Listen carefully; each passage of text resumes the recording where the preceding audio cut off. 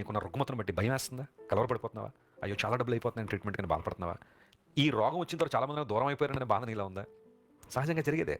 నీకు అన్నీ బాగున్నప్పుడు అందరూ నీ చుట్టూ ఉంటారు కానీ ఇవి లేనప్పుడు ఎవరు బహుశా నీ చుట్టూ రారేమో. ఒకవేళ ఆ సందర్భంలో కూడా ఎవరైనా నీ దగ్గర ఉన్నారంటే they are your real friends. వారు నిజమైన స్నేహితులు, నిజమైన బంధువులు, వాళ్ళు నిజమైన సంఘ బిడ్డలు. దేవుడు నీకు ఆరోగ్యాన్ని దయచేస్తాడు. యెహోవా రాఫా అనే దేవుని పేరు ఉంది.